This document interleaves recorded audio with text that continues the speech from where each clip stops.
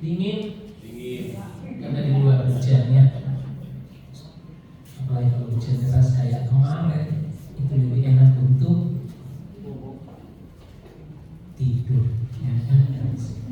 Nah, hari ini kita berjumpa kembali ya untuk menyelesaikan tugas saya di tahun ini ya, dari Yang Mulia Ibu Eni. Mana nih kemarin?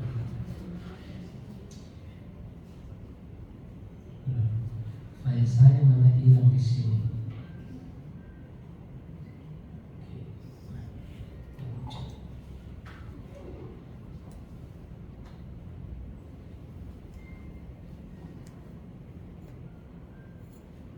Nah, kita akan berbicara tentang sakramen imamah.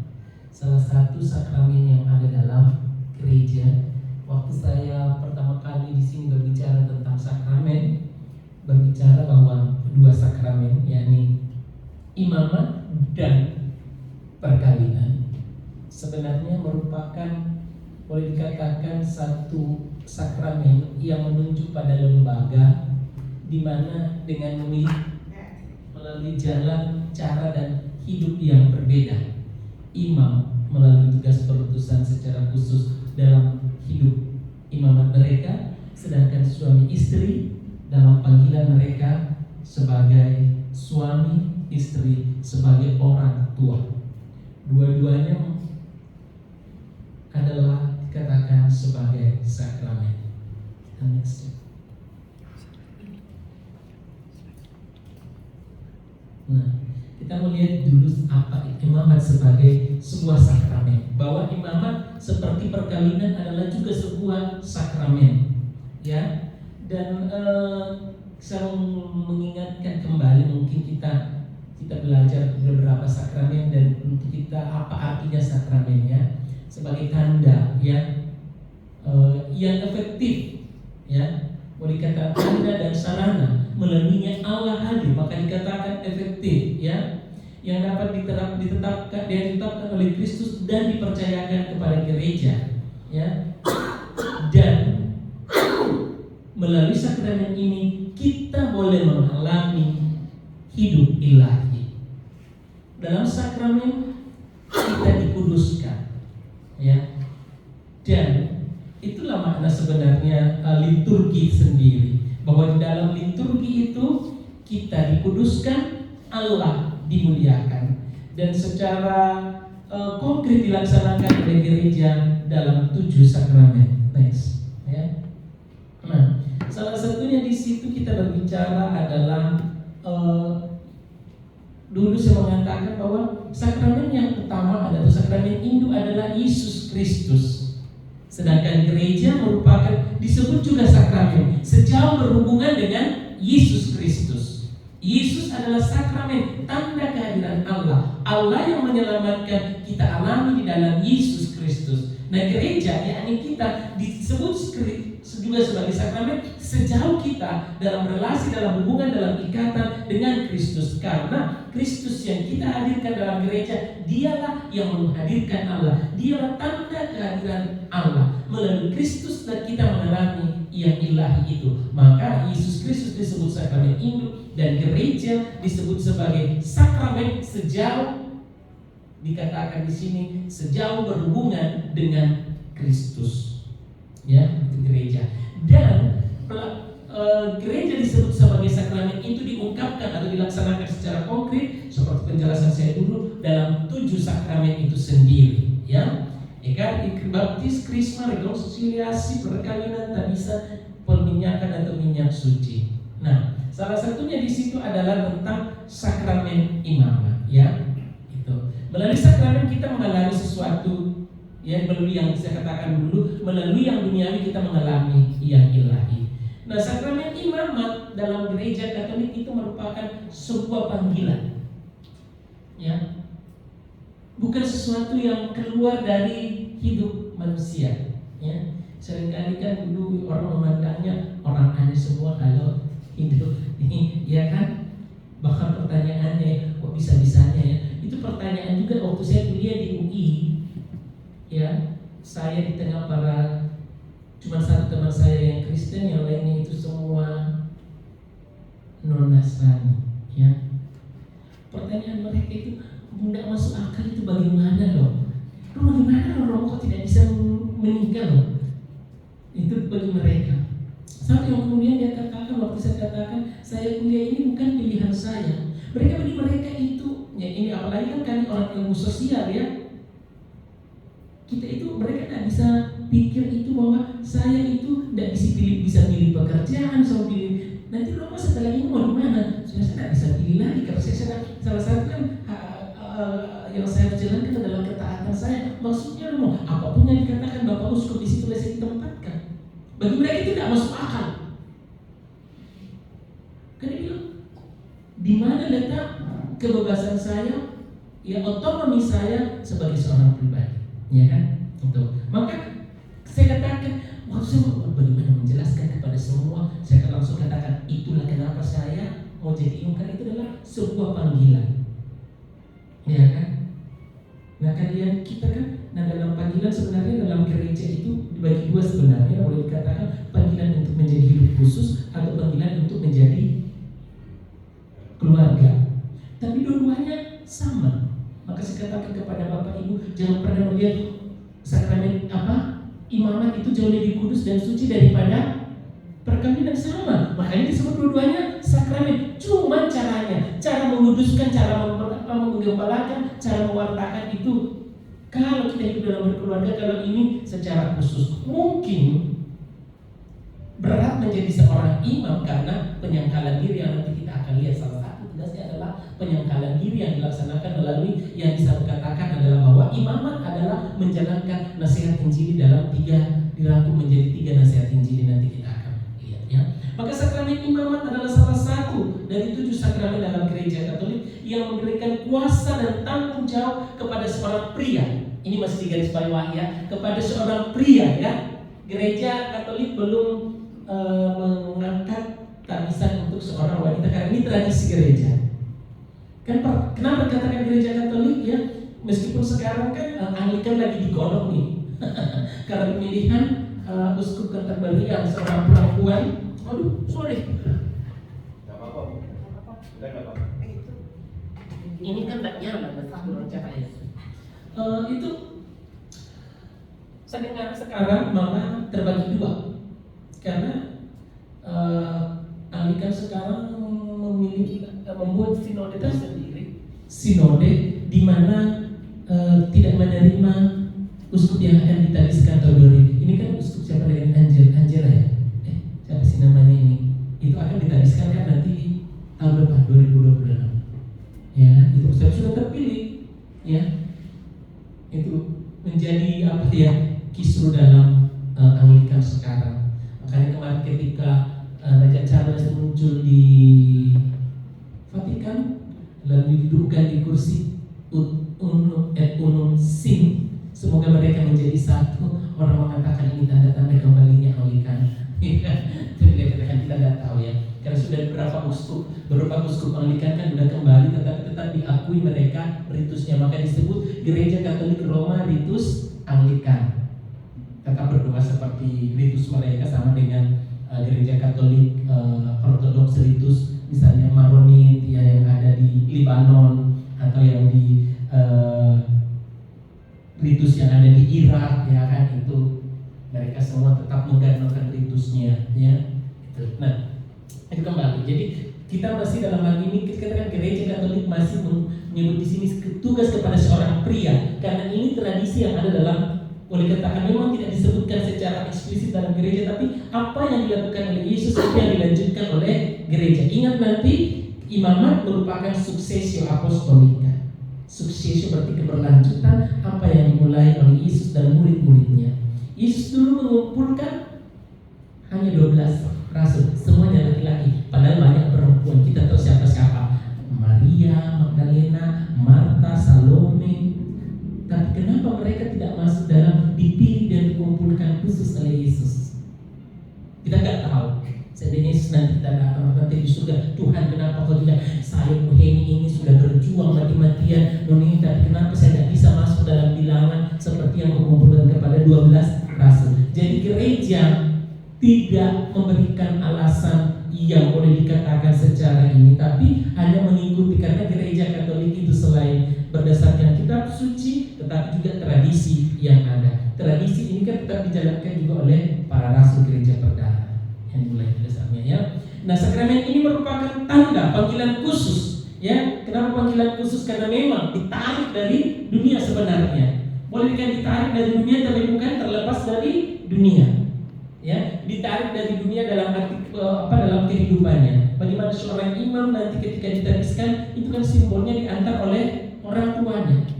Itu simbolis sekali. Diserahkan kepada gereja.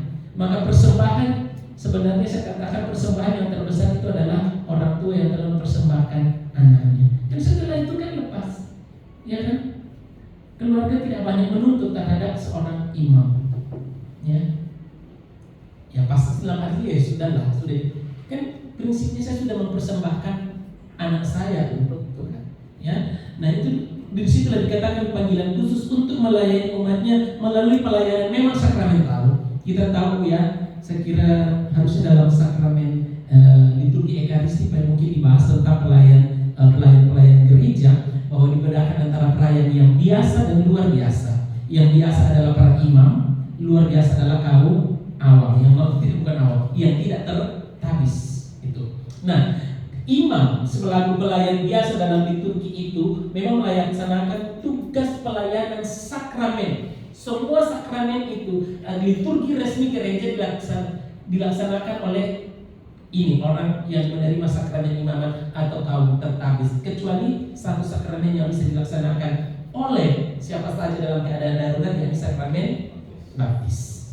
Ya, itu dalam keadaan darurat. Ya, kalau masih dalam keadaan baik ya seorang imam. Kemudian selain tugas sakramen, itu juga pengajaran dan kepemimpinan atau tugas penggembalaan. Maka kita nanti lihat ada hierarki dalam penggembalaan itu sendiri. Ya, next.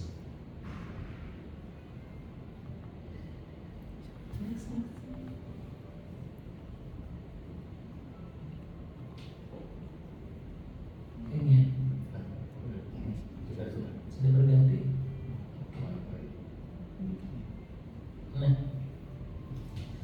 Nah, sakramen imamat memiliki makna yang mendalam dalam kehidupan gereja. Melalui sakramen ini seorang pria diangkat menjadi imam dan diberi tugas suci untuk merayakan Ekaristi. Dan tujuan utama dari sakramen imamat adalah untuk mempersembahkan pelayanan yang kudus. Namanya imamat. Kalau kita lihat nanti bahwa 3 tugas Kristus itu, ya, Triminore Christi, 3 tugas utama Kristus itu adalah imam, nabi, dan raja. Nah, memang di sini adalah tugas imam di sini. Maka memang tugas utamanya adalah ini. Tujuan utamanya adalah mempersembahkan pelayanan yang kudus. Ingat, imam dalam tradisi perjanjian lama sama. Ya, dari kaum Lewi, imam agung, ya, adalah tugasnya adalah mempersembahkan korban dibayar Allah. Ya, dan itu memang orang. Nah, ini dipilih khusus. Tidak semua orang kan boleh menjadi imam dalam tradisi Yahudi. Hanya mereka yang keturunan Lewi. Tapi Yesus bukan keturunan Lewi. Dan disitulah kekasan menjadinya kekasan dari imam Yesus Kristus, imamat Yesus Kristus. Ya. Dan nanti dia membedakannya dengan imam yang ada dalam perjanjian lama. Kita lihat nanti. Itu menjadi dasar teologinya nanti. Ya. Jadi tugas utamanya adalah mempersembahkan pelayanan yang kudus dan setia kepada Tuhan. Tidak hanya tidak hanya imam mempersembahkan pelayanan kepada Tuhan, tetapi juga bagi umat. Ya. Dan inilah bagaimana, dan ini struktur imamat dalam gereja, ya, adalah mengikuti yang ada dalam diri Yesus Kristus, bukan imamat perjanjian lama. Ya, nanti kita lihat apa bedanya imamat perjanjian lama dengan imamat perjanjian baru, yakni imamat Yesus Kristus. Ya. Nah, sakramen imamat memiliki akar yang ada dalam tradisi gereja Katolik, ya, yang dapat ditelusuri kepada zaman para rasul. Ya, bagaimana para rasul dulu juga mengumpulkan orang-orang untuk diutus memberikan karya pewartaannya. Dalam perjanjian baru Yesus Kristus memilih 12 rasul, ya, itu, dan memberikan kepada mereka kuasa untuk melanjutkannya, ya, melanjutkan karya di dunia ini, ya, setelah mereka dikumpulkan, ya. Tujuan utama para rasul sebenarnya dikumpulkan apa sebenarnya? Dan itu yang harus dihidupi oleh seorang imam. Apa tujuan utama para rasul waktu itu? Tujuannya adalah kenapa Yesus kumpulkan? Ingat sama Bu ini kenapa sih selalu bersama-sama? Kenapa selalu panggil Bu ini? Kenapa Bu ini? Selalu menemani. Itu sebenarnya Yesus memilih ke-12 rasul untuk menemani Yesus dalam perjalanannya. Dan itu tidak gampang dilakukan oleh seorang imam. Menemani Yesus dalam perjalanannya. Perjalanan Yesus kan menyembuhkan orang sakit, mengamalkan sabda Tuhan, itulah. Tetapi Yesus kok hanya yang diminta oleh Tuhan kepada para imamnya. Imam tidak setia. Kan janji imam, apakah engkau tetap mau tunduk kepada para pengganti-pengganti kota, Pak Uskup, kepada para imamnya? Diserahkan sabda Tuhan, diserahkan simbol nanti piala dan hosti, itu diserahkan, ya.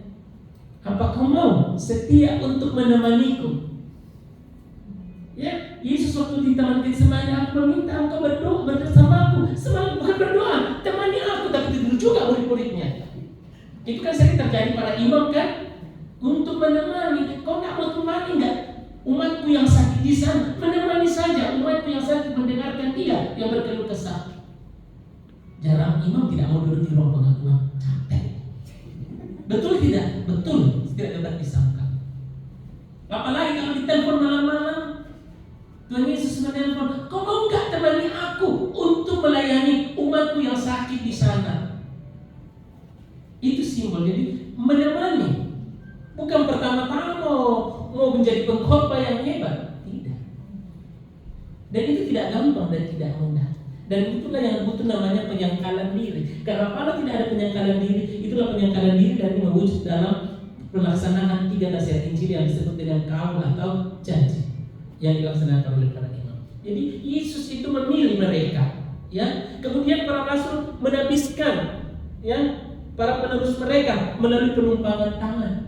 Sehingga nanti dalam ritus tabisan itu yang menjadi, kalau kita kemarin mengatakan forma dan materialnya adalah penumpangan tangan pada sakramen imamat.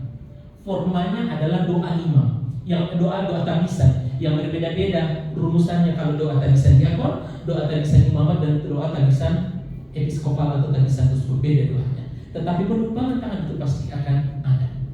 Ya, nanti kita lihat apa maknanya. Lanjut. Ya. Nah, pada masa gereja perdana, para rasul menabiskan penatua-penatua, ya, untuk memimpin jemaat-jemaat lokal. Ya, itu dulu gereja perdana ketika misalnya ini Petrus dan juga Paulus sampai di sebuah jemaat, kan mereka akan pergi, lalu ditabiskanlah semacam penatua-penatua untuk sebagai pemimpin. Ini cikal bakal sebagai pemimpin jemaat lokal, ya. Kemudian yang proses penabisan ini melibatkan doa dan penumpahan tangan. Ingat ya, seperti yang ada dalam Kisah Para Rasul bab 14 ayat 23, ya. Mereka memilih para penatua, kemudian didoakan dan ditumpangi tangan atas mereka. Ingat, penumpangan tangan itu adalah sebenarnya dalam arti tertentu itu adalah successio apostolica, pemberian tugas, ya, itu dengan mengurapinya dengan Roh Kudus di sana nantinya, ya. Nah, yang memberikan kuasa dan tanggung jawab kepada para penatua untuk tugas penggembalaan umat, ya. Maka nanti memang bukan hanya tugas menguduskan, menggembalakan, tetapi mewartakan, jadi tugas menggembalakan juga. Tradisi ini kedal ini yang disebut dengan successio apostolica. Maka kalau kita dalam tradisi gereja Katolik, memang itu successio apostolica bisa dirunut dari sekarang sampai dengan para rasul, ya kan? Karena para imam kan itu tabisan tingkat 2, hanya ambil bagian dalam tabisan tingkat tinggi yang ada dalam uskup. Nah, ini kan Siapa itu uskup? Di bawah pimpinan Paus. Ya nanti saya jelaskan bahwa Paus adalah uskup. Nah, kalau uskup itu adalah penerus pengganti Petrus, para uskup dalam kolegialitas adalah pengganti para rasul. Itu. Dan para rasul ini, ya kan, para uskup ini kemudian menempatkan seperti para rasul pada zamannya, menempatkan penatua-penatua di masing-masing jemaat atau kita sekarang gereja lokal untuk memimpin. Disitulah ditabiskan imam untuk ditempatkan memimpin jemaat-jemaat atau gereja-gereja lokal dimanapun berada. Ya, kecuali saya tidak punya jemaat karena saya di sekolah. Ya. Tapi ada jemaat saya setiap saat saya marahi. Karena anak asrama saya sekarang ada 100 bapak ibu, 108 anak asrama, lakinya cuma 12 orang, selebihnya adalah perempuan. Ya Tuhanku dan Allahku, begitu sulit mengatur anak perempuan. Kalau listrik membengkak, apalagi perhatikan rambutnya. Pasti kalau sudah mulai begini semua, pasti semua pakai catok. Ya. Maka sekarang Adil lagi bangun asrama baru, saya katakan tidak ada colokan di dalam kamar. Tidak ada colokan di dalam kamar. Ngecas di ruangan belajar nanti. Sehingga kelihatan siapa cakep itu, kelihatan kan itu. Listriknya mahal Bapak Ibu, ya kan. Dan kebetulan bukan saya mengatakan yang kami terima adalah memang semua dari keluarga-keluarga yang sederhana. Nah, kalau dikasihnya uang asrama, mereka tidak mampu. Tapi itulah gaya anak sekarang. Jadi kita harus, ini tantangan saya untuk membimbing mereka supaya hidup sederhana sebenarnya. Saya katakan catok sekarang saya mau bikin hanya 1 catok. Setiap catok bayar 20.000. Supaya tidak catok loh. Tapi itu memang ambil coba dia ada 100 nama. Bayangkan kalau tiap hari catok ini anak-anak ini. Berapa listrik yang ini? Saya ingin sekarang kan kemarin listrik itu sampai jatuh terus, kenapa? Itu alasan ini gara-gara catok semua ini. Besok tidak ada catok lagi. Mereka percaya aja padahal nggak mungkin yang catok membuat jelek gitu, padahal anunya sudah rusak sebenarnya. Tapi karena musim hujan mungkin lagi bongkar kemarin, bukan asrama baru, mungkin ada yang ini ya. Kita kembali ya, jadi ini seorang imam ditabiskannya itu salah satunya dalam penggembalaan. Ini menunjukkan tradisi suksesio apostolik ya, dan sukses itu dalam penumpangan tangan dari paus ke uskup ya. Dan itu disimbolkan nanti ketika kapan itu suksesio apostolik, maka itu penumpangan tangan hanya terjadi pada misalnya uskup yang ditumpangi tangan oleh yang dipilih oleh paus dan ditumpangi tangan oleh uskup-uskup yang ada dalam kolegialitas mereka. Di luar itu tidak. Ya. Kemarin kan banyak ada lagi muncul kan Katolik apa itu ya, postingan yang ada di Spanyol, ya, atau Katolik apa yang ada di Filipina. Tapi yang paling ini adalah Katolik yang di Amerika, jangan salah ya Bapak Ibu, banyak ya, Lefebvre itu. Dan Lefebvre dulu kasusnya adalah dia menolak Konsili Vatikan kedua. Kardinal Lefebvre dari Amerika menolak Konsili Vatikan kedua. Kemudian itu diekskomunikasi oleh gereja dan tidak mau berdamai dengan gereja. Tapi dia mendirikan gereja dan merasa diri benar, menabiskan. Dia semakin ekskomunikasi ketika dia menabiskan imamnya dalam situasi ekskomunikasi dan menabiskan uskup. Ya, itu. Dan masih kuat sampai sekarang. Salah satu pendukungnya, pengikutnya adalah Mel Gibson. That's why the Passion of Christ kenapa begitu sadis dan sangat jelas di situ menunjukkan bahwa yang membunuh Yesus kan kesimpulannya adalah siapa yang membunuh Yesus dalam film itu? Orang Yahudi. Makanya gereja Katolik tidak mengatakan dalam arti tertentu waktu muncul film itu kan ada kan kisruh kan itu. Lalu kenapa filmnya begitu sadis dan begitu ini? Karena ini. Kalau Lefebvre kan menolak semua yang ada dalam Konsili Vatikan kedua. Konsili Vatikan kedua mau berdamai dengan berdialog dengan agama-agama lain. Gereja adalah bagian dari dunia, padahal dalam konsep sebelum Konsili Vatikan kedua, dunia itu dipandang sebagai kotor, najis dan segala macamnya. Tetapi bagi gereja dalam konsili Vatikan kedua ini adalah gereja harus terlibat ya. Itu. Jadi ada konsep di balik film itu karena waktu kami tanya apa ya penyebabnya, ternyata Mel Gibson adalah seorang Katolik Lefebvre. Ya, saya tidak tahu sekarang apakah masih. Oke, lanjut. Sejarah sakramen imamat. Nah, saya tidak mau panjang lebar tentang sejarah bahwa sakramen imamat itu sudah abad-abad dalam gereja Katolik ya. Setiap uskup, imam dan diakon yang diteruskan dalam gereja Katolik dapat menelusuri garis penulisan mereka kembali kepada para rasul. Ya kan? Dulu, ya kan? Uskup pertama Yerusalem kan Yudas ya, itu. Memang di Vatikan itu yang pertama adalah dikatakan sebagai Petrus. That's kenapa Vatikan menjadi Basilika Santo Petrus, karena di atasnya, di atas makam itulah Petrus dikuburkan. Ya, dan jelas di sini bahwa Petrus menjadi primat dalam arti yang utama karena dia semacam ketua kelas. Itulah sebenarnya kenapa uskup Roma itu menjadi pemimpin tertinggi, ketua kelas di antara para uskup. Tapi dia adalah uskup Keuskupan Agung Roma. Katedralnya di mana? Basilika Lateran. Saint Peter itu hanya tahta Paus, tapi tahta untuk Basilika Keuskupan Agung Roma ada di Basilika Lateran. Ya, itu katedral Katedral Roma. Ya, tetapi kalau dia menduduki sebagai tahtanya sebagai Paus ada di Vatikan. Itu sebagai dia pemimpin gereja pemimpin gereja dalam kolegialitas sebagai para uskup seluruh dunia. Terus sebagai pemimpin gereja lokal Keuskupan Agung Roma di Lateran. Ya, itu. Makanya Lateran menjadi salah satu Mayor Basilika ya, 4 basilika utama yang di sana terdapat kita tahu pintu suci. Oke. Lanjut. Ya.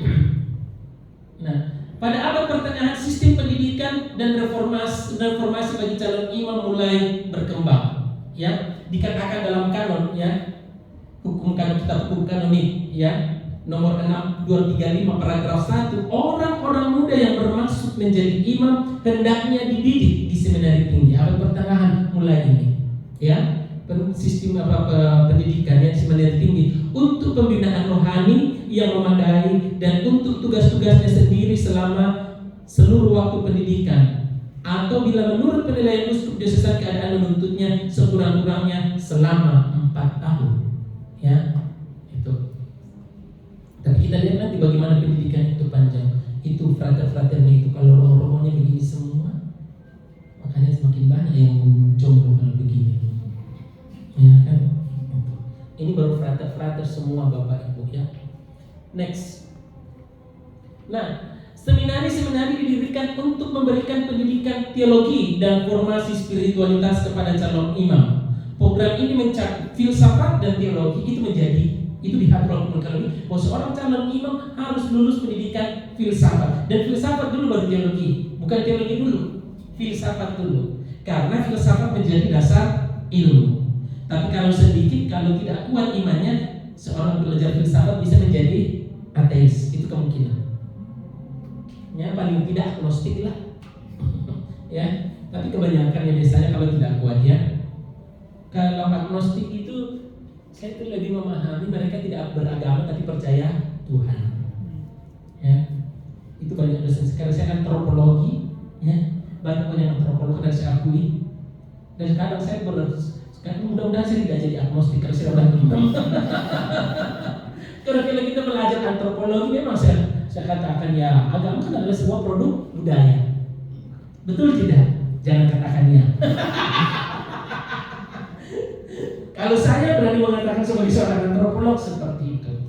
Ya, tapi saya mengalami waktu di UI banyak sekali dosen saya. Kita biasanya kan kalau cuma itu berhenti kuliah setengah 12 sudah selesai.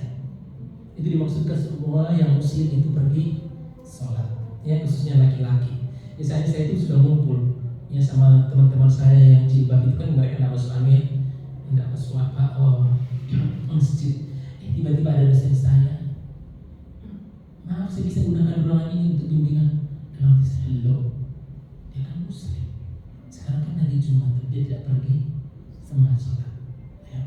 Kita langsung mengatakan, oh ya, mereka adalah antropolog, biasanya seperti itu, ya. Tapi itu bedanya ateis dan antropolog. Tapi jangan pikirkan Bapak Ibu semuanya orang beriman makanya datang di sini. Amin. Amin ya. Karena bagaimanapun ada sesuatu di balik itu. Tidak ada orang sebenarnya ateis yang praktis, karena pasti mereka percaya sesuatu, dan itu keyakinan itulah yang disebut bagi mereka adalah Tuhan. Kalau menurut saya, ya kan, pasti dia punya pegangan. Apa pegangan hidup dia? Ya kalau kita orang beriman Kristiani, pegangan hidup kita adalah iman akan Yesus. Oke. Nah karena itulah seorang imam, calon imam harus belajar filsafat dan teologi serta pengalaman pastoral. Jadi tidak cukup di situ, ya. Jadi mulai filsafat dulu, makanya filsafat Biarkara itu adalah dulunya hanya filsafat 4 tahun. Kami di Kentungan sama, saya kan lulusan Kentungan, kan Projo Makassar semua di Kentungan, ya. Orang mengatakan kenapa Jojo tidak ke Pineleng?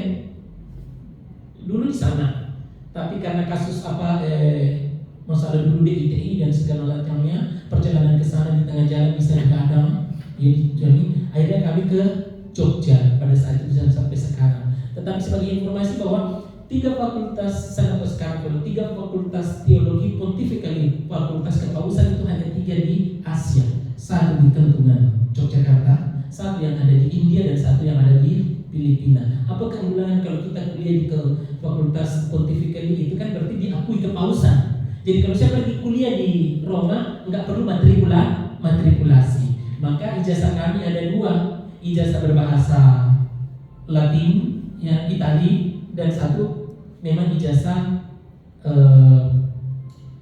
lokal dari Kemendikbud, ya, itu. Nah itulah kami biasa masih ada ujian bakalaureat, tidak ada ujian skripsi tapi ujian bakalaureat, ya, itu. Nah kita kembali bahwa pendidikan itu yang ditempuh oleh imam adalah minimal itu 4 tahun itu filsafat. Biasanya sudah belajar teologi tapi hanya pengantar kitab suci, pengantar liturgi, pengantar teologi. 4 tahun, lalu ujian, biasanya kalau kami ujian skripsi, itulah S1-nya mereka. Maka memang di Kentungan karena mereka adalah filsafat, maka mereka adalah kemarin itu pengaturan dari Menteri Kependidikan, maka disebut filsafat keilahian. Ya, memang belajar filsafat kita di sana. Hampir semua filsafat kita pelajari, ya, termasuk filsafat timur, nanti belajar tentang Islamologi, filsafat Hinduisme dengan Buddhisme kita belajar, ya. Kemudian filsafat pengantar filsafat modern, filsafat abad pertengahan, ya, apalagi ya, filsafat manusia kita pelajari, filsafat ketuhanan, bahkan ilmu tentang ilmu kita pelajari yang disebut dengan epistemologi. Saya ingat sekali mata kuliah ini karena hampir saya tidak lulus dari imam gara-gara epistemologi. Saya masuk ditanya, coba kamu jelaskan tesis tentang epistemologi. Oh, blank sama sekali. Yang saya cuma ingat epistemologi adalah ilmu yang mempelajari tentang ilmu pengetahuan.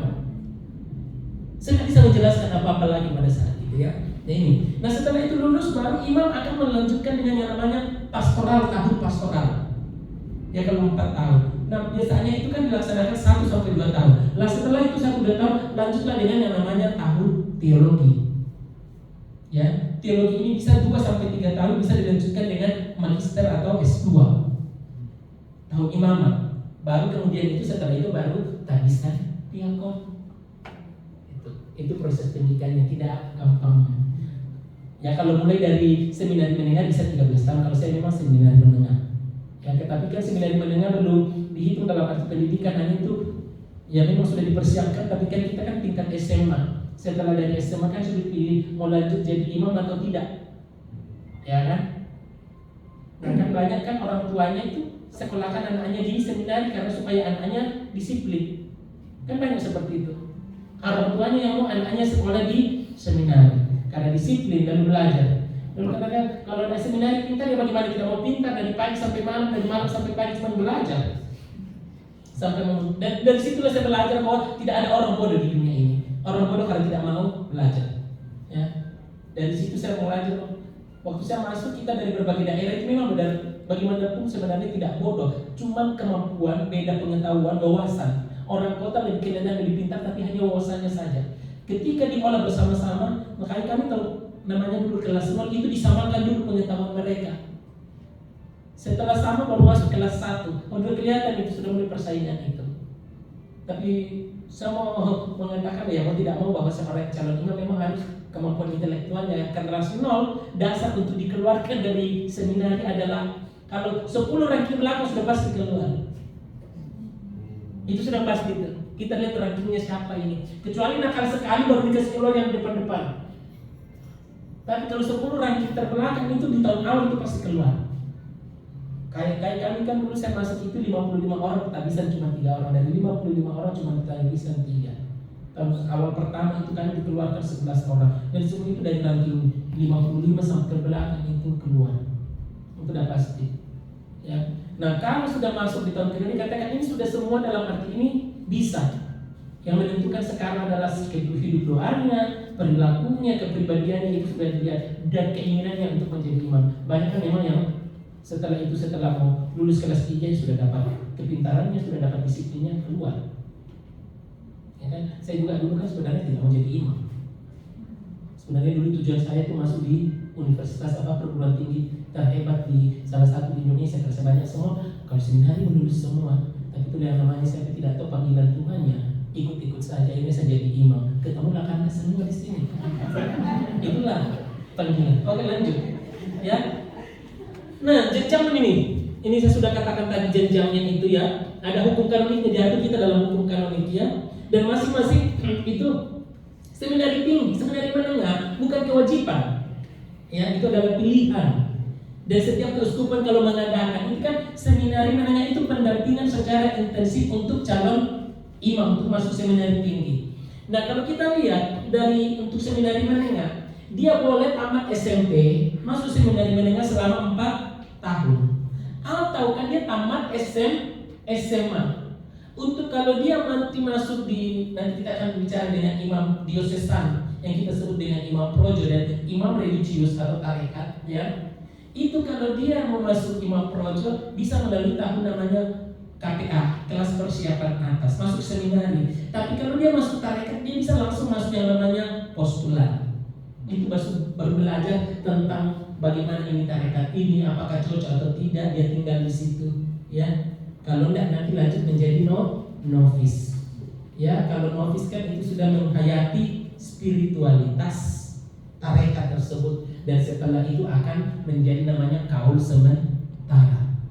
Sebelum nanti menjadi kaul tetap. Ini untuk imam religius. Ya, kalau imam diosesan seperti saya itu akan kemungkinan besar adalah masuk di seminari menengah itu kelas persiapan atas. Itu 4 tahun. Nah, setelah dari kelas persiapan atas, untuk imam projo akan masuk yang namanya tahun orientasi rohani. Untuk imam tarekat masuk yang namanya novisiat. Ya, itu beda. Tahun orientasi rohani untuk Keuskupan Agung Jakarta ada di Klender sana di Samadhi. Kalau yang di Gonzaga itu baru seminari menengah setara dengan SMA. Ini hanya untuk mengatakan mereka menjadi imam atau tidak. Dan kita harapkan bahwa benih-benih panggilan sudah tumbuh di seminari menengah. Ya, itu. Sebenarnya kalau seminari menengah itu adalah SMA plus. SMA ditambah dengan pengetahuan agama. Kalau kurikulumnya sama, ya. Jurusannya juga ada, ya, sama dengan yang ada di SMA. Zaman saya dulu dihilangkan jurusan IPA. Karena banyak yang menggunakan hanya untuk belajar supaya lulus masuk kedokteran dan segala macamnya. Tamat kelas 3 tidak mau lanjut lagi.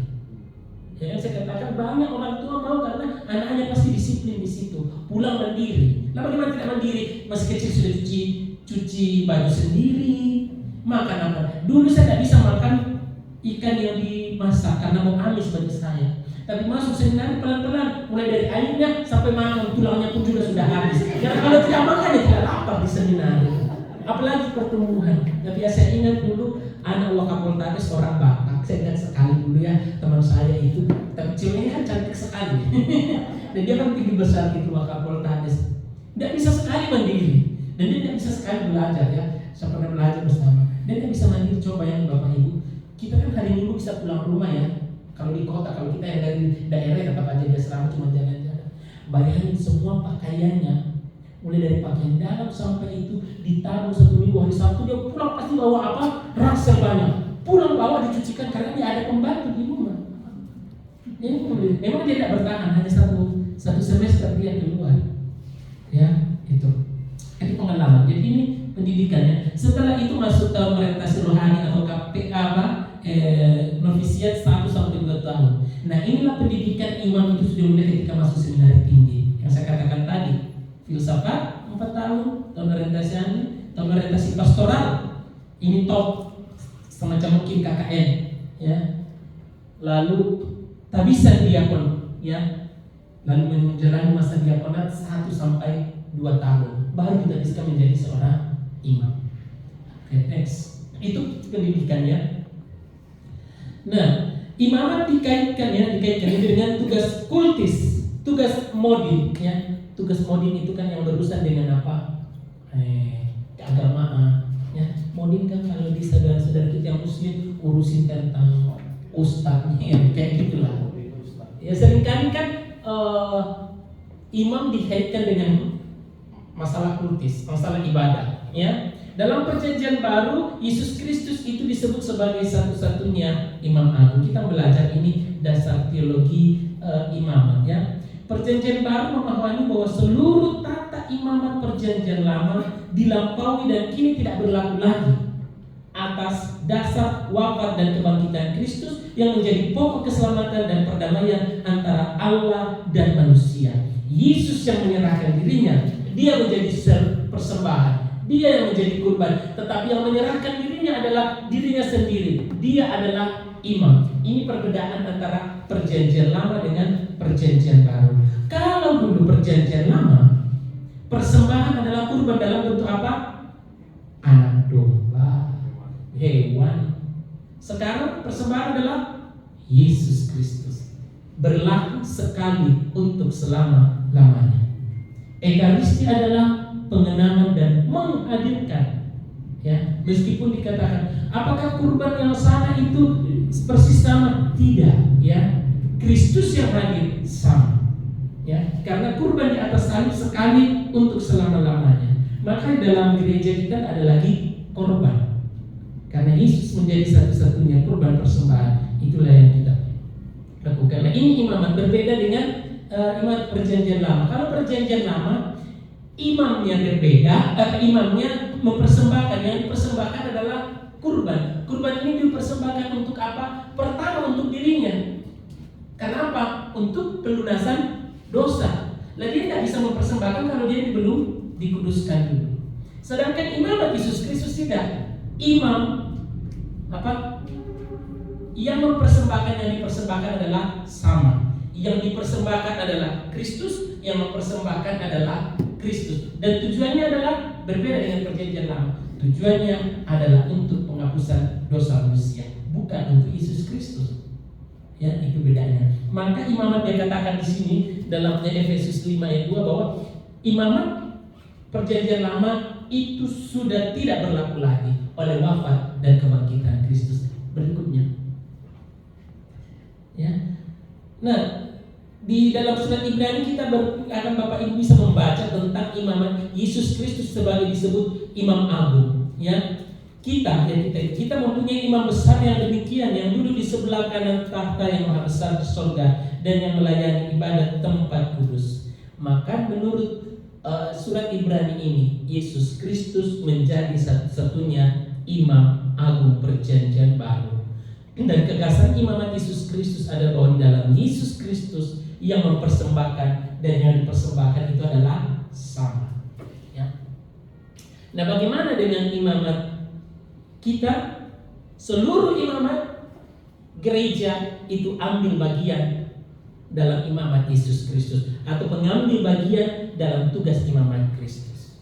Hanya satu imam kita. Kita semua hanya ambil bagian dalam imamat Yesus Kristus. Siapa imam? Anda juga melaksanakan tugas imamat? Iya. Saya juga? Iya. Maka kita mengenal nanti imamat umum dan imamat jabatan. Ya, next. Ya. Nah, imamat umum itu disebut dengan imamat bersama, yang diterima berdasarkan baptisan. Ketika kita menerima baptisan, kita juga ambil bagian dalam 3 tugas utama Kristus sebagai imam, sebagai raja, dan sebagai nabi. Tugas imam itulah yang menguduskan.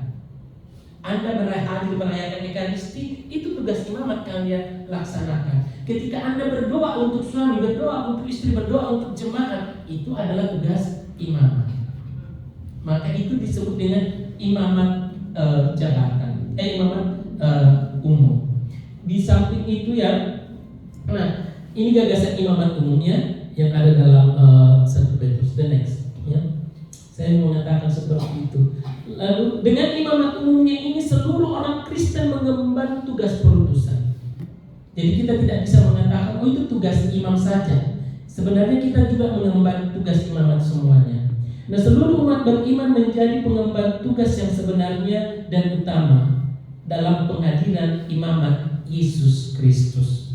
Ya, karena saya katakan tadi imam yang sesungguhnya adalah Yesus Kristus, tetapi kita ambil bagian dari imamat Yesus Kristus. Kita dipanggil untuk menghadirkan tugas imamat Yesus Kristus. Kalau imam mempersembahkan dirinya untuk menguduskan, kita dipanggil untuk kekudusan itu sendiri. Caranya itulah melalui doa, merayakan Ekaristi, ya. Tugas pengudusan dilaksanakan melalui ibadah doa. Lanjut. Nah, imamat jabatan atau imamat khusus untuk menunjuk jabatan gerejawi yang diperoleh oleh seorang diakon, imam, dan uskup. Ya, imamat jabatan ini kita simbolkan, jabatan itulah yang kita simbolkan dalam pakaian liturgi. Apa simbol jabatan seorang imam dalam pakaian liturgi? Apa yang tidak digunakan seorang imam ketika harus melaksanakan tugas imamatnya? Stola. Ya, stola bagi seorang imam Katolik dalam gereja Katolik adalah itu imamat jabatan.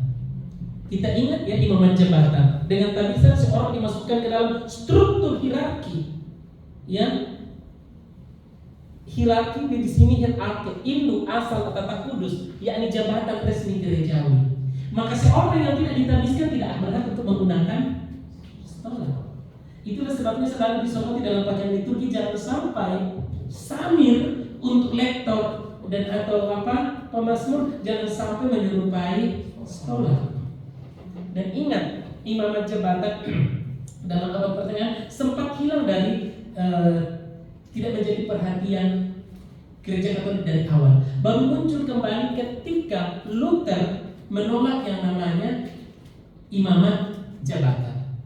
Ya, makanya memang dalam gereja-gereja Lutheran itu tidak ada yang namanya imamat jabatan seperti yang kita miliki dalam gereja Katolik. Yang ada adalah semua orang adalah imamat umum. Ya, itulah sebabnya jangan sampai kita salah kaprah. Mau bagi komunnya, aku nggak bawa samir Romo, tiba-tiba dipanggil ambil saya anunya Romonya, stolanya. Ya kan? Jadi itu memang imamat. Ya, itu dari ditunjukkan dengan kain. Nah, perlu dibedakan antara hierarki tabisan dan hierarki jabatan. Hierarki tabisan berarti tingkatan tabisan. Ada tingkatan tabisan. Yang paling terendah adalah tabisan diakon, yang kedua adalah tabisan imam, dan puncak dari semua tabisan adalah tabisan uskup. Baik imam itu ambil bagian dalam tabisan uskup. Maka imam disebut sebagai pembantu uskup. Yang punya kuasa adalah karena dia adalah rasul, pengganti para rasul. Paus tidak ada tabisan paus karena dia adalah uskup. Tapi dalam hierarki jabatan dia menempati beda. Kalau hierarki jabatan ada paus, uskup, bahkan di bawahnya masih ada kardinal, baru imam paroki. Ya kan itu. Ya, paus, kardinal, uskup, administrator, dan pastor paroki itu jabatan. Ya. Tapi yang masuk dalam tabisan hanya ada 3. Tapi yang ambil bagian dalam hierarki jabatan semua adalah kaum tertabis. Tapi kalau kita berbicara tentang hierarki tabisan, tingkatan tabisan hanya ada 3: diakon, imam, uskup. Ya. Tabisan paling tertinggi adalah uskup, dan itu dikatakan menjadi puncak. Ya. Bukan berarti tidak sempurna yang imam, tetapi kepenuhan ada di dalam tabisan uskup. Karena yang lain hanyalah ambil bagian dalam imamat uskup itu sendiri, yang semuanya mengambil bagian pada imamat Yesus Kristus ya. Next, udah paham sedikit ya Bapak Ibu ya? Kita lanjut. Nah ini diakon, saya perlu menjelaskan ya. Diakon ini biasanya Bapak Ibu beda juga jubahan albahan kasulannya ya. Kasulannya itu biasanya berbentuk disebut dalmatik ya, seperti pakaian perang Romawi ya. Nanti baru dia pakai kasulan ya. Imam ya, presbiter adalah tingkat kedua dalam tabisan, dan episkopat atau tabisan uskup adalah tingkat tertinggi dalam imamat. Memiliki kuasa, seorang imam, para uskup itu memiliki kuasa mengajar ya. Makanya kan semua kan diatur oleh uskup. Apa yang dikatakan uskup secara baik itu moral dan iman itu berasal dari uskup. Dan itu di dalam kolegalitas itu primatnya ada pada paus ya.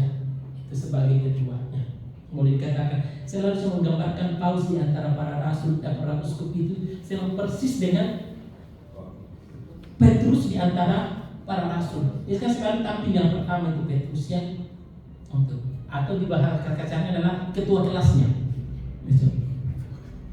Tapi dia tabisannya sama, dia harus Roma. Cuma ada kedudukan primat yang diberikan karena kata-kata Yesus dulu, di atas batu karang ini aku akan mendirikan gerejaku. Maka disebut Petrus, artinya apa? Batu karang. Petra kan batu karang ya.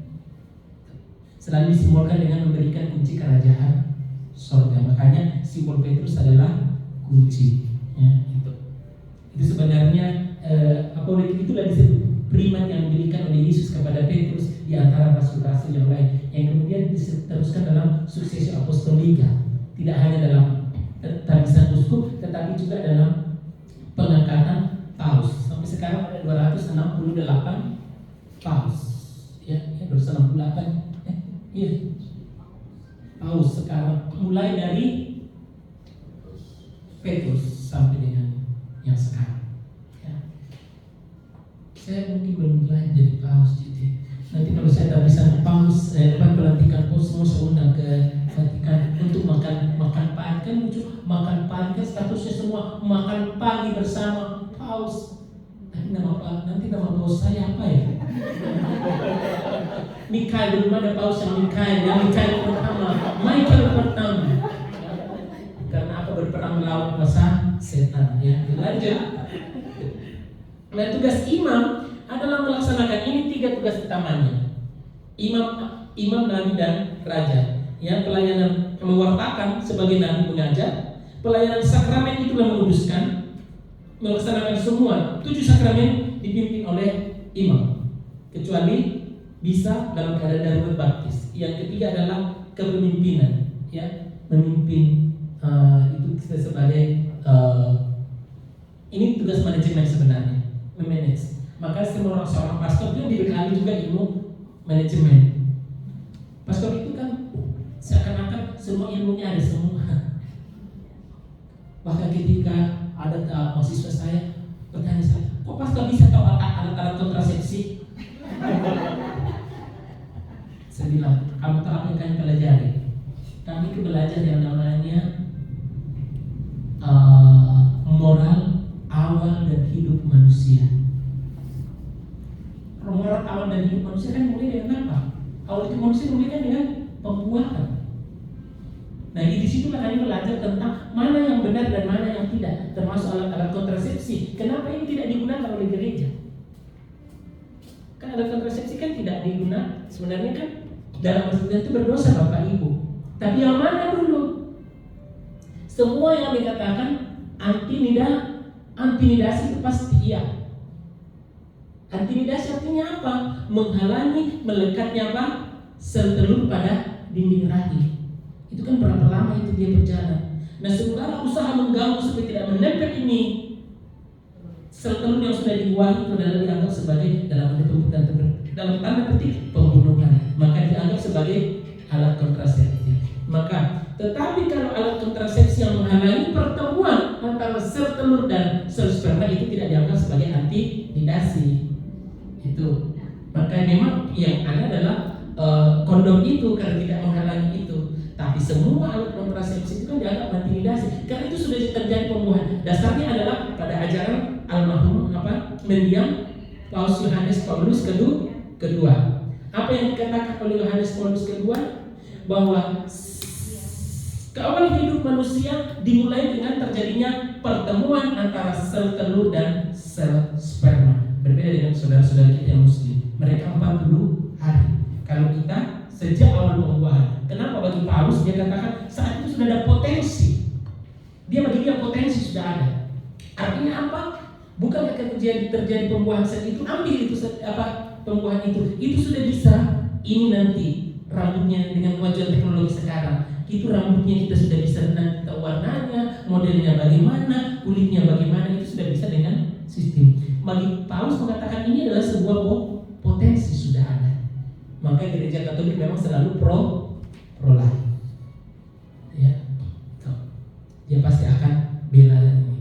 Ya, selalu kan menentang segala tindakan aborsi yang ada. Ya, ini. Nah saya mau bicara sudah belajar tentang sakramen perkawinan ya. Apa yang saya katakan tadi karena ini dikatakan kenapa sih Romo itu karena kita dibekali ilmu manajemen, ilmu dan segala macamnya. Waktu kuliah awal hidup manusia itu Romo yang mengajar itu makanya kita sebut Romo Saru Purwo Saru. Karena kalau sudah bawa, kalau dia suruh pakai baju dokter kayak baju dokter itu dan bawa kopornya itu semuanya ada bawa itu alat kontrasepsi di dalamnya. Dan dia tunjukkan satu-satu. Bahkan kalau dia sudah praktekkan bagaimana cara menggunakan alat kontrasepsi itu. Ya, mulai dari spiral, mulai dari tisu, mulai suntik, mulai dan segala macamnya itu ada. Kenapa kita harus tahu? Karena kita bisa menjelaskan kepada umat kenapa tidak boleh dan kenapa boleh. Sekarang dikembalikan kepada umat mana? Yang paling dilema adalah waktu itu pernah adalah umat Katolik yang tugas sebagai apa? Penyuluh KB. Itu dilema sekali. Dia berkata, pastor bagaimana ya? Saya sebagai penyuluh KB, saya harus mengatakan, kamu harus menggunakan alat ini. Tetapi saya bisa jadi orang beriman Katolik. Harusnya tidak boleh. Bagaimana? Saya bilang, ya kamu laksanakan tanggung jawab kamu yang sudah dilaksanakan, tetapi kamu tetap mengimani apa yang kamu imani. Kalau kamu ketemu orang Katolik, kamu sampaikan apa yang diajarkan oleh gereja Katolik. Itu, ya kan pilihan. Tapi kan selalu dikatakan kebebasan ke masing-masing KWI konferensi wali gereja yang mengaturnya masing-masing. Jadi ini 3 tugasnya. Nah, sakramen imamat atau sakramen tabisan yang biasa disebut ini diberikan kepada seorang calon diakon, calon imam. Nah, sering disebut sakramen tabisan karena rahmat kudus yang dicurahkan. Dan dalam kanon, kitab hukum kanonik nomor 1008 mengatakan bahwa dengan sakramen imamat yang diadakan oleh penetapan ilahi, seorang beriman diangkat menjadi pelayan-pelayan rohani dengan ditandai oleh materai yang telah dikuduskan. Dan ini menjadi salah satu, saya pernah mengatakan ada 3 sakramen yang ditandai dengan materai, yakni baptis, krisma, dan imamat.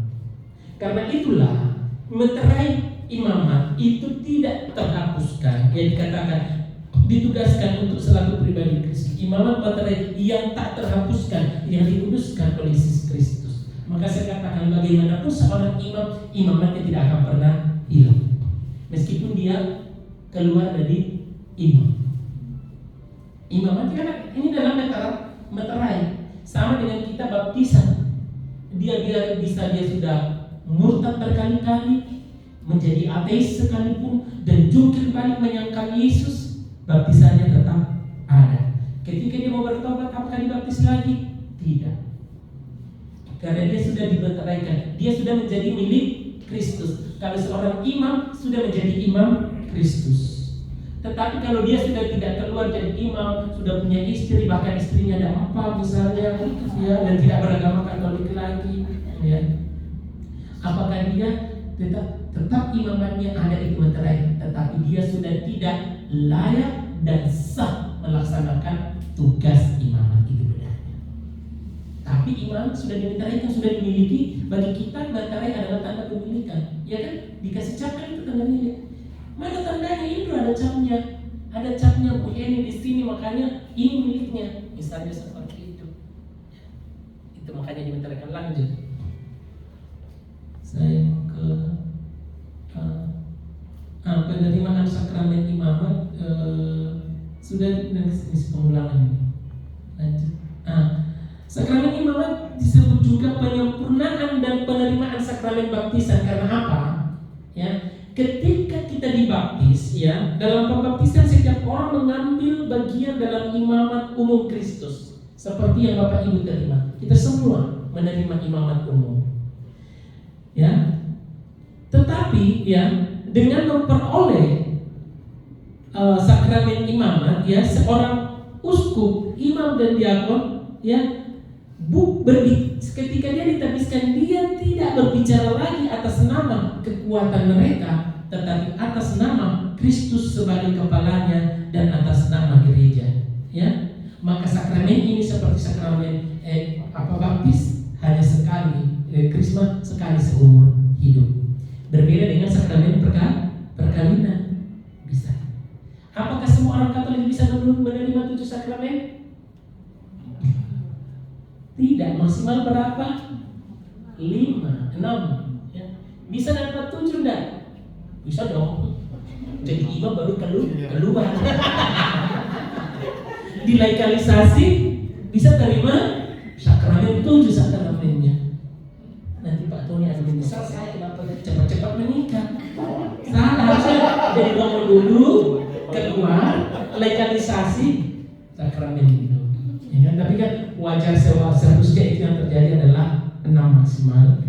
Bagi para biarawan itu berarti cuma 5 karena perkawinan mereka tidak terima. Ya, oke, lanjut. Saya mau berbicara sedikit ya. Kalau melalui sakramen tabisin, seorang imam dianugerahkan kepada para imam sakramen melaluinya pengurapan Roh Kudus. Mereka ditandai. Ini sudah tadi saya lewatkan saja karena hampir ini.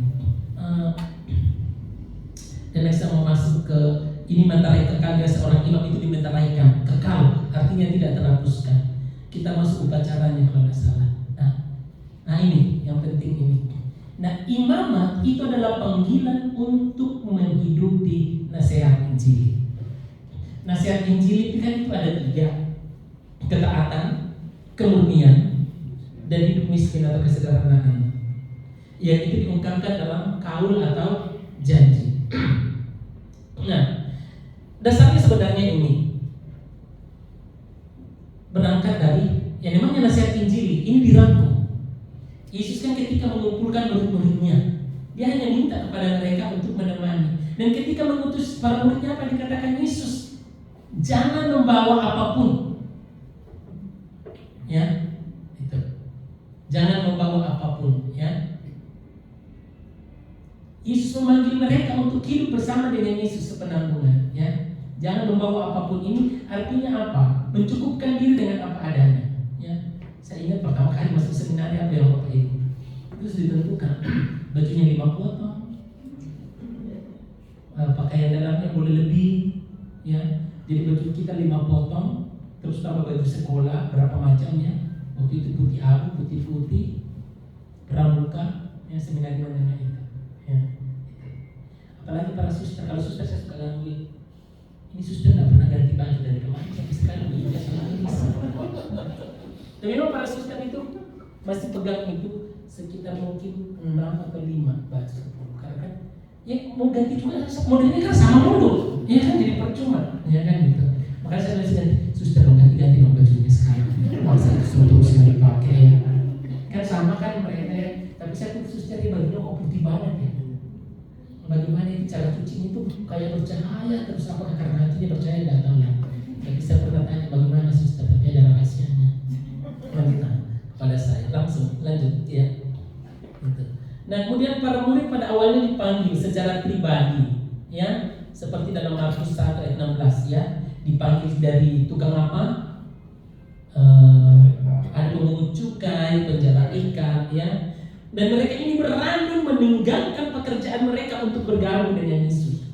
Ini adalah simbol ketaatan, ya. Mau mengikuti Yesus, meninggalkan segala-galanya. Tidak lagi sebagai tukang penjala ikan, bukan lagi sebagai pemungut cukai, ya. Itu. Kemudian mereka dinyatakan sebagai kelompok resmi untuk menyertai. Ini yang pertama-tama, menyertai Yesus. Selalu kata menyertai di depan, baru diutus.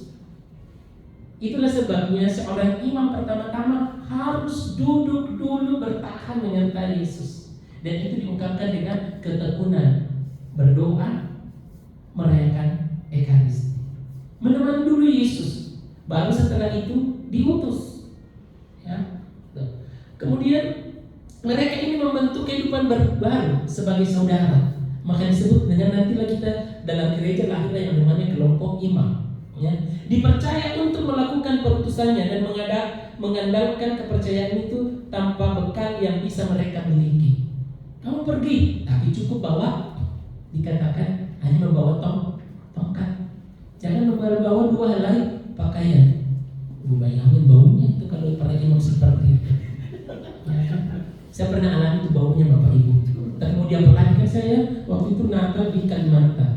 Keluar masuk hutan itu 10 Natal mau start dari tanggal berapa? Startnya tanggal 24 malam. Tanggal 22 sudah berangkat dengan mobil, dengan langsung di belakang mobil open pickup, ya. Yang saya katakan itu karena pagi misa, malam misa, pagi misa, memang bisa. Cuma satu apa saya bawa? Alba. Cuma satu. Belum lagi kalau saya tidak mandi. Nah kalau mandi saya tidak bisa mandi karena saya bilang saya kan nanti kalau saya gatal-gatal karena saya kan kalau mereka udah biasa masuk dengan sungai air kuning. Maka mandilah saya dengan mandi apa? Mandi apa namanya, ya? Saya ambil aqua, saya sudah bawa memang apa? Sapu tangan saya yang siram baru gosok. Nah di situ semprot parfum. Tuhan serta. Pernah biasa berlutut. Tapi saya rasa kok bau banget. Orang ini ada cium bau saya ya. Makanya ini kan sudah bau sekali dan itu kalau itu kan daerah apa ya, sawit itu kan panas. Sekali bisa pasti basah itu. Enggak ada AC lagi. Enggak, memang ada AC mah hutan lah. Listrik saja tidak ada, sinyal tidak ada. Dan ketika dapat perkampungan itulah baru saya katakan, satu kali saya dapat perkampungan, saya mandi lalu saya cuci semua baju saya. Untuk pertama kalinya cuci, untuk besok perayaan ikut lagi, ya. Tapi itulah ya perjalanan seorang imam biasanya seperti itu, ya. Kalau kita sudah juga dikatakan tidak, kita sudah dididik. Saya 4 tahun itu tidur di atas kayu. Sebenarnya tidak boleh bawa kasur alas apapun. Saya ingat dulu ada teman saya itu bawa itu yang apa ya, tikar yang agak tebal-tebal, suruh bawa pulang orangnya. Pokoknya hanya di atas papan dan tikar. Selesai. Itu tapi itu kita tidak terasa loh. Soalnya memang tapi 4 tahun. Tapi ini saya alami ketika kita dimanapun pergi ditempatkan, dapat misalnya di pedalaman tidur, mau tidur di atas lantai dan bisa kita tidur. Kan itu kan kita sudah dilatih, ya. Itulah salah satu bentuk penyangkalan diri sebenarnya. Ya, ketaatan kepada Yesus, ya, kemiskinan karena tidak ada yang diandalkan dari segi milik. Lanjut, ya. Nah ini, 3 nasihat Injil kesucian itu dijalankan dalam selibat.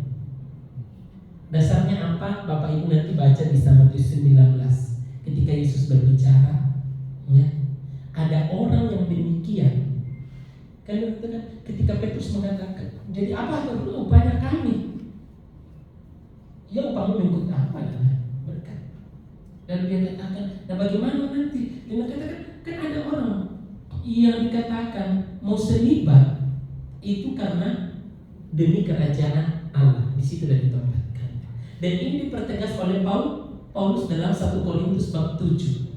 Kalau dikatakan kalau kamu hidup sendiri, di Paulus mengatakan adalah lebih baik kalau kamu hidup tidak menikah. Tapi dia katakan Paulus bukan berarti tidak menikah tidak baik, tapi dia ambil dari dirinya sebenarnya. Karena dengan bagi Paulus tidak menikah itu orang bisa concern memfokuskan diri pada panggilan Tuhan.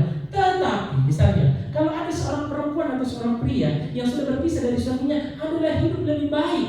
Kalau lebih baik kalau tidak menikah. Tetapi kalau dalam kesendiriannya itu justru membawa dia ke dalam ketidaksucian, lebih baik dia menikah. Misalnya seorang janda tapi kesana kemari jadi cari laki-laki lain. Nah, ini bagi Paulus tidak benar. Maka daripada dia tinggal dalam hawa nafsunya, lebih baik dia menikah. Tapi bagi Paulus adalah lebih baik tidak menikah. Tujuannya adalah untuk fokus. Itu kan kalau kita tanya ini kan kita kan sebenarnya apa yang diikuti, tradisi mana yang diikuti oleh gereja Katolik? Kita mengikuti tradisi Paulus Murni, bukan tradisi Petrus. Kalau Petrus merit enggak? Merit ya. Karena kan ada ibu mertuanya. Tapi kita ikut Paulus ya. Kan bisa, kemungkinan bisa saja nanti kita berubah aturan ke dalam ini. Tapi kan jiwanya apa? Kalau saya tanya, kalau kita survei ke umat, kalau calon imam surveinya pasti pilih semuanya adalah menikah. Tapi kalau survei ke umat adalah tidak menikah. Tapi ini saya bisa mengerti bagaimana supaya dia bisa fokus. Coba bayangin Bapak Ibu, kalau dia menikah lalu masih terikat dengan keluarganya, ya. Coba pilih mana? Mau antar istrinya mau melahirkan atau kasih minyak suci? Coba dilema kan? Itu kan sederhananya sebenarnya ya. Bagaimana sih pesan Paulus itu memfokuskan? Sebenarnya gue coba yang mau melahirkan anak istrinya. Papa jangan kamu pergi. Tolong pastor kamu kasih minyak suci di sini dulu. Saya kata istri saya mau melahirkan di sini. Orang tua saya sudah mau mati di sini butuh minyak suci. Yang mana mau didahulukan? Kalau begitu bawa orang tua ke sini, tidak bisa. Kalau begitu bawa istrimu ke sini. Ini mungkin yang dimaksudkan oleh Paulus supaya orang bisa lebih fokus sebenarnya, bukan apa-apanya. Karena semuanya adalah bagi Paulus baik. Menikah baik, tidak menikah juga. Tapi dia katakan ada lebih baik supaya kamu bisa fokus dalam pelayanan, fokus pada sabda Tuhan. Dan itu yang dipegang oleh gereja, bukan apa-apanya. Ya, itu yang dipegang oleh gereja. Ya. Tetapi akhirnya kan menjadi aturannya. Karena sudah mengatakan kenapa imam kalau dengan perempuan lalu dikatakan dikeluarkan, karena dia sudah mengatakan janji di hadapan ketaatan. Sudah mengatakan demikian. Kalau memang melahirkan sudah ada aturannya seperti itu ya. Jadi itu mengatakan ada lagi sudah dia mau mengikut Tuhan dengan cara ini. Kemudian kemiskinan cinta kasih yang itu kesederhanaan apa adanya. Maka seorang imam itu hidup. Ya ini yang menjadi tergantung khususnya pada imam projo. Kalau umatnya makmur, pasti imamnya makmur. Nah, biasanya kan kalau pindah ke pedalaman harus menyesuaikan diri lagi. Tiap hari makan ayam, sekarang tiap hari makan ikan kan lebih enak. Tinggal makan apa? Ubi. Ikan nasi mahal loh Pak. Ikan nasi lebih enak daripada saya lebih suka ikan nasi daripada ayam. Karena ayam tidak ada lemaknya. Tapi kalau sancang jangan misalnya lagi. Oke, lanjut. Ketaatan menyerahkan ini sepenuhnya. Di sini ketaatan seorang imam tidak bisa memilih. Saya mau kuliah karena saya pintar matematika maka saya mau matematika. Saya mau belajar ini. Tidak. Semuanya memang kita dikuliahkan berdasarkan kemampuan kita, tetapi siapa yang kuliah, siapa yang tidak kuliah itu tergantung dari pimpinan. Itulah ketaatan. Nanti kamu ditempatkan di mana? Kayak saya sekarang ya mau tidak mau, saya di sekolah. Bayangin Bapak Ibu sudah hampir 20 tahun tidak pernah pindah dari situ. Maka saya katakan, apakah cita-citamu tercapai? Belum, saya belum tercapai cita-cita saya. Karena saya dulu saya katakan waktu mau jadi pastor, mau jadi apa? Saya mau jadi pastor, bukan jadi dosen. Ya kan, kalau mau katakan itu. Tapi sudah 19 tahun, tapi yang mau dikata, sekarang saya katakan saya tinggal menghitung hari seberapa ya. Baru umur saya 47. Aduh masih 19 tahun ini, kenapa? 18 tahun ini baru saya bisa keluar dari situ. Karena umur 65 ya, apalagi kalau makanya saya tak mau jadi profesor karena lebih lama lagi nanti berpensiun. Ya. Kalau dosen biasa kan lebih cepat pensiun. Kalau profesor kan bisa lebih lama. Ya, tapi doakan Bapak Ibu supaya selesai tugas saya sebagai ketua. Saya dikatakan Pastor Sen sudah bisa tinggal di paroki sekaligus mengajar. Itu yang saya idam-idamkan. Tapi kalau sekarang tinggal di situ tiap hari hanya marah, mahasiswa dihadapi dan segala macam. Tapi itulah ketaatan. Makanya saya katakan, waktu saya kuliah, Romo nanti setelah ini mau kerja di mana? Kan sebagai peneliti, saya kembali dong nanti ke sana. Kok bisa? Ya saya sudah diatur seperti itu. Bagi mereka itu tidak masuk akal. Tapi saya bilang, kok bisa ya Romo? Saya bilang, itulah yang saya korbankan. Kalau tidak ada apa yang saya korbankan, itulah pengorbanan kami sebagai seorang imam. Berani melepaskan segala-galanya, termasuk keegoan, dan itu disebut sebagai janji ketaatan. Lanjut. Ya. Nah, ini inti perayaan sakramen sudah tadi saya katakan adalah penumpangan tangan sebagai simbol sukses apostolika dan doa imamat itu yang panjang sekali ketika semua imam menumpangkan tangan. Ya, kalau para uskup ya itu ditumpang tangan oleh uskup-uskup lain. Lanjut. Nanti Bapak Ibu boleh sekali-kali ikuti perayaan apa, misalnya dengan segala macam ritusnya, ya, dan semua itu punya makna semuanya. Nah, ini tadi melalui penumpangan tangan, lalu bersama para uskup nanti juga ada namanya ciuman atau pelukan. Itu simbol penerimaan seorang imam masuk ke dalam kolegalitas persaudaraan sebagai imam. Sudah dilepaskan oleh keluarga, sekarang menjadi saudara sebagai dalam persaudaraan. Yang muncul nanti dari sebagai persaudaraan sebagai imam diosesan, imam tarekat ini, entah sebagai Yesuit dan segala macamnya. Itu disimbolkan. Tetapi secara keseluruhan kalau tak bisa, pasti ada yang namanya peluk, cium, disalami, sama dengan para uskup. Itu diterima dalam kolegialitas atau persaudaraan. Itu. Lanjut. Nah, kita membedakan antara imam diosesan ini yang Bapak Ibu yang perlu kita ketahui ya. Apa bedanya imam diosesan dengan imam religius? Biasa orang mengatakan kepada saya, Romo, ordonya apa? Nah, gue bukan ordo, bukan tarekat religius. Romo dari tarekat mana? Makanya, ya karena yang dimaksud ini adalah Romo apa? Kalau dikatakan Romo, ordonya apa? PR ya, sejak kapan pula punya ordo? Itu kan sebutan orang Indonesia itu PR. Kita kan adalah Romo diosesan, ya kan, Redemptus Dominus, ya. Betul. Jadi Referendum Dominus, ya.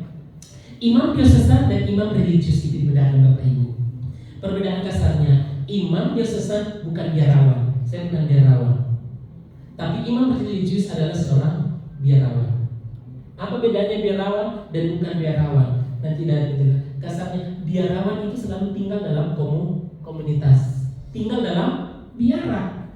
Maka seorang imam religius minimal di satu pastoran atau komunitasnya adalah minimal 2. Itu minimal 2. Tetapi supaya tidak berkelahi tambah 3. Iya, kadang kalau beda pendapat ini kan menjadi tentang. Saya masih ingat itu pendidikan imam Belanda dulu waktu saya ingat zaman-zaman dulu. Kalau kita keluar para seminari ini yang namanya ambulasi itu keluar jalan-jalan, tidak boleh jalan berdua, harus bertiga supaya kalau ada masalah ada pendengar, ya kan?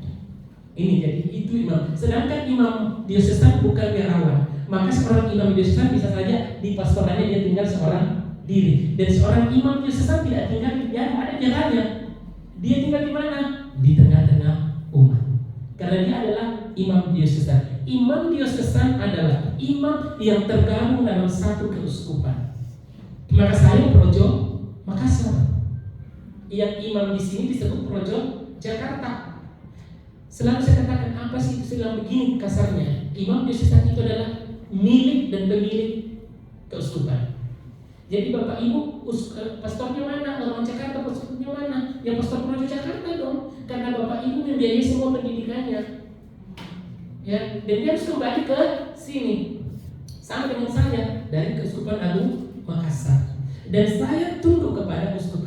Dan saya tidak bisa berkarya tetap di keuskupan yang bukan keuskupan saya, kecuali ditugaskan dalam waktu tertentu, misalnya kontrak seperti yang dilakukan oleh Projo Jakarta di Papua.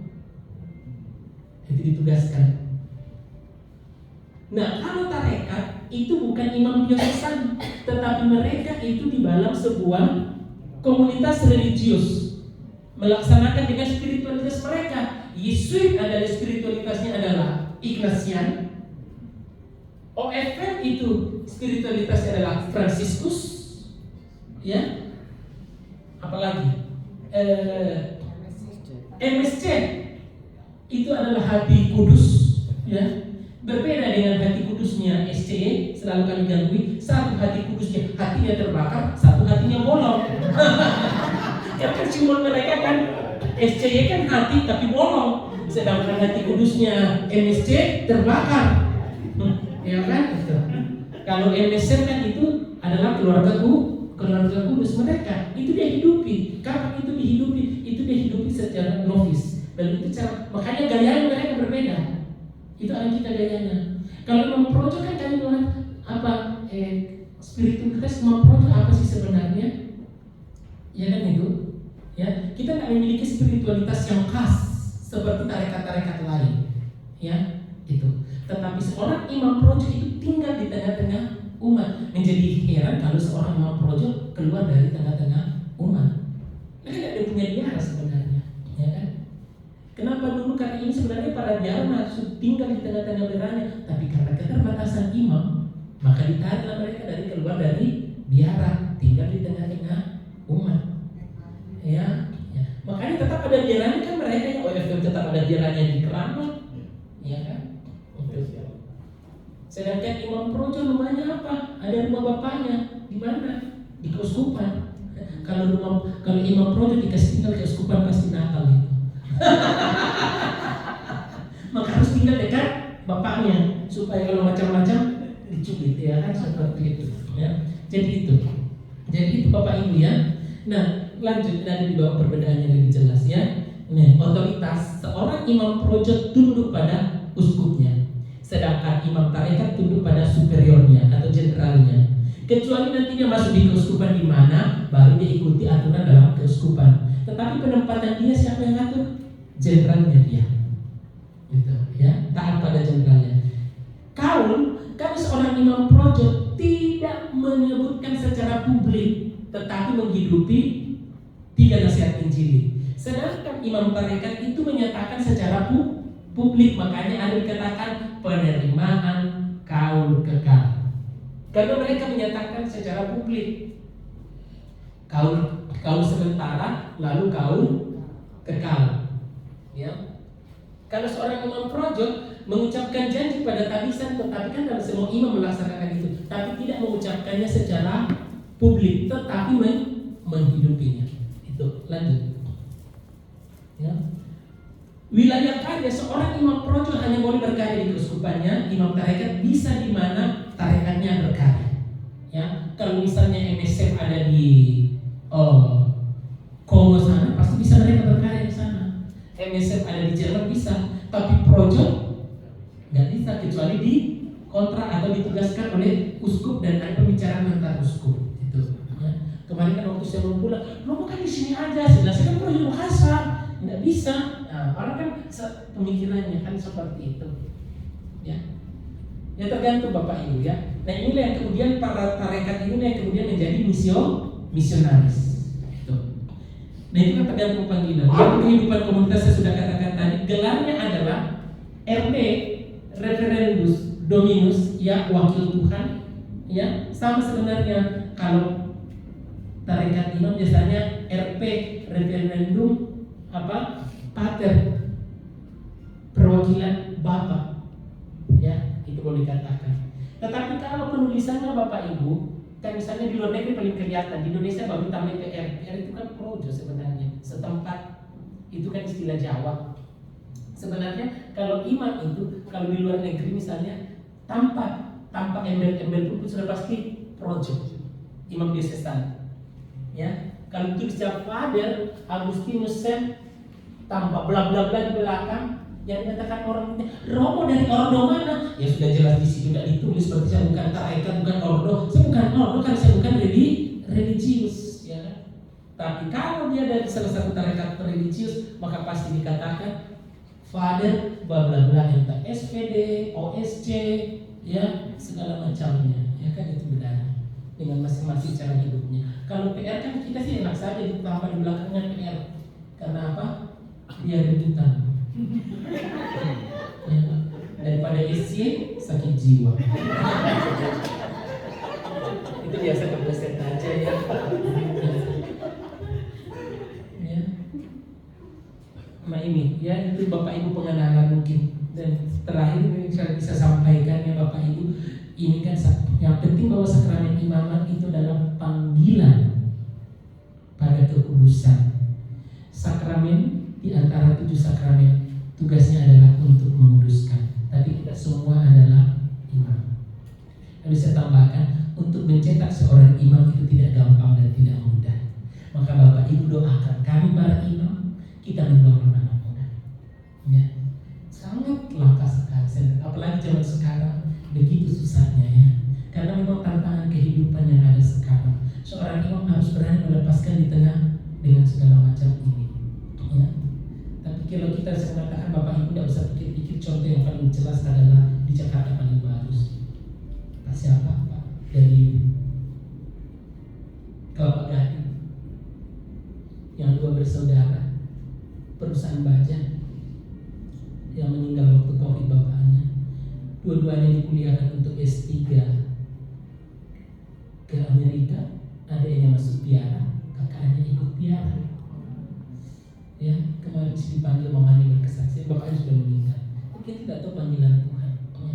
Lalu orang mengatakan, dalam perusahaan baja mau dikemanakan? Tanya Tuhan, kenapa Tuhan panggil dua-duanya? Lalu mengatakan ibunya waktu itu katanya berjuang sekali, itu melarang, tapi dia katakan indah. Ya kan? Dia tidak sangka anaknya dua-duanya kok bisa dua-duanya. Salah satu mau S3, tapi kok memilih untuk menjadi imam. Kakaknya dulu tidak langsung jadi imam, dia jadi bruder, tapi kemudian ditabiskan juga menjadi imam. Dan coba bayangkan Bapak Ibu ketika meninggal bapaknya kan COVID, 2 imam anaknya tapi tidak di Ekaristi. Itulah panggilan Tuhannya. Saya kalau tahu sadis sekali Tuhan. Kita tidak tahu apakah Tuhan sadis atau manusia yang berpikir lain. Atau saya katakan tidak gampang dan tidak mudah. Kemudian jaga imamnya, karena untuk mencetak seorang imam itu mahal harganya. Dia hidup itu ratusan juta baru biasa jadi seorang imam. Coba bayangin, uang siapa itu? Uang umat. Nah kalau imamnya pergi digoda-goda dan keluar, aset hilang lagi. Yang rugi siapa? Gereja kan? Coba kalau kita berpikiran ekonomis sebenarnya mahal. Saya dari pengalaman saya, kami dari 55 calon imam hanya 3 yang ditabiskan. Coba bayangin, di bawah saya di seminari Keuskupan Agung Makassar pernah 3 tahun tidak ada imam. Sisa 2 keluar, sisa 1 keluar lagi. Jadi tidak ada tabisan. 3 tahun di bawah saya tidak ada tabisan. Ya, itu. Sedangkan umat bertambah terus. Tapi kalau ditanya, apa Pak Ibu mau anaknya? Oh jangan dong anak saya. Ini aku utusan mereka. Ya, ini aku utusan mereka. Gitu. Jadi saya tidak tahu mau ngomong bagaimana lagi ya Bapak Ibu, tapi kita mendoakan. Begini saja Bapak Ibu, kita mendoakan karena itu adalah sebuah panggilan sebenarnya. Ya. Dan kita tahu semua, kita sudah belajar tadi itu tantangannya. Bapak Ibu jangan pernah khawatir, karena bagi saya orang yang memberi akan mendapat berkat yang luar biasa. Ya. Meskipun memang di kehidupan dunia mungkin tidak seperti yang kita banyak harapkan, tapi Tuhan pasti punya rencana. Ya, terima kasih untuk kebersamaan kita. Semoga dengan kita belajar ini kita semakin mengenal apa itu sakramen imamat. Ya, tetapi ingat Bapak Ibu juga adalah imam dipanggil untuk tugas pengudusan. Terima kasih semuanya. Selamat malam. Sudah jam 8. Nggak ada pertanyaan kan?